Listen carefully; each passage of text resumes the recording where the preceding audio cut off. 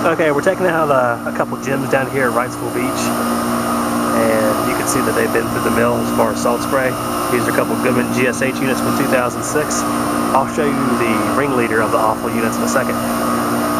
Superheat's a little high, but it's coming down, and a lot of that's to do with the fact the blower's set on high speed, and it actually dissipates or evaporates the refrigerant quicker on high speed. So I think that's probably all that we're dealing with right here. It's coming down in the range anyway. And but let me show you the other unit, which is my favorite. This unit is a GSH 130-24. It's a 2-ton Goodman 13-seer R22. As you see, it's rusting pretty badly. The base pan's falling apart, and everything looks pretty rough. This is the side facing the ocean. This is what happens to the ones that are facing the ocean.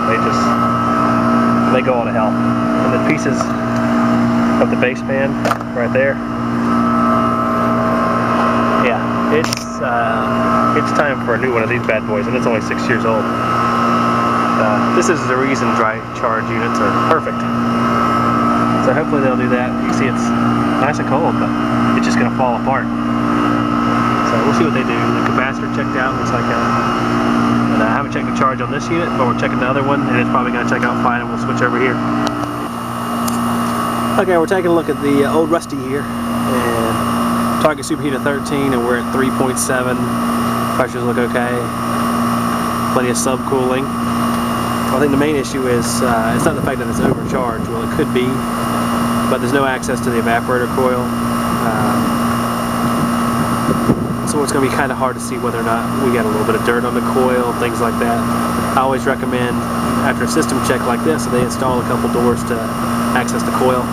I won't go reclaiming refrigerant, especially when I haven't checked the coil, because more than likely it's either one or two things. The coil looks pretty rough because it's dirty, or because it's degraded from the salt in the air going across the coil. Either way, it explains a low superheat.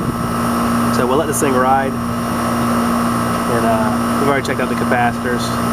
The amp draws are fine, so we're about to wrap up here. I'm going to go out to the beach to get a couple pictures.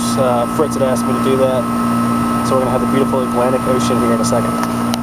Okay, we're looking inside one of the ARUF 1824 air handlers, Goodman, servicing both 18,000 and 24,000 BTU air conditioners and heat pumps. And you can see a little bit, the little baffle plates right there that are all rusted up already. And it's only 6 years old. Everywhere that can rust, it's already showing a lot of signs of rust. That just gives you a clue on what it's like to be at the ocean. The coil on this side looks pretty good, but I can't really get to the other side right now. But yeah, you can just see how it degrades a little bit faster than it would normally. And you see the condenser outside; it just looks like hell. So I'm gonna go ahead and check the capacitor here and the blower amps on both of these. Then I'm gonna wander out to the beach. Well, I came into the other air handler and I turned the blower on, and I heard some electrical noises, like something was sparking. And whenever I I shut the switch off up here, the breaker, not the breaker, but the blower wheel was making a whoosh whoosh sound, like it was brushing up against something. And what I did, I looked inside here, I spun the wheel around and nothing happened. Then I realized it was actually cutting in half the wire going from the capacitor to the blower. So it was sparking against that and causing a racket. So I had just enough wire to go ahead and put it back on there. And we're going to go ahead and fire her back up again. Hopefully she'll be a little better for us this time. Okay, there's our blower relay and blower board. I'm going to go ahead and plug the speed wire back in right here. The other two terminals are just park terminals for the speeds that aren't used. And then the other side of power comes from right here on the 240 volt side of the transformer. So we're going to plug our little purple wire, which ran down there, to the transformer. And since there's so few outlets on the system, I don't know what it was on before. And we're going to put it on low speed, which is typically the red here. Good one.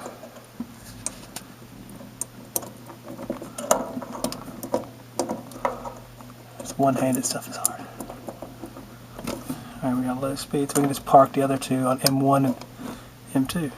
And that's pretty easy.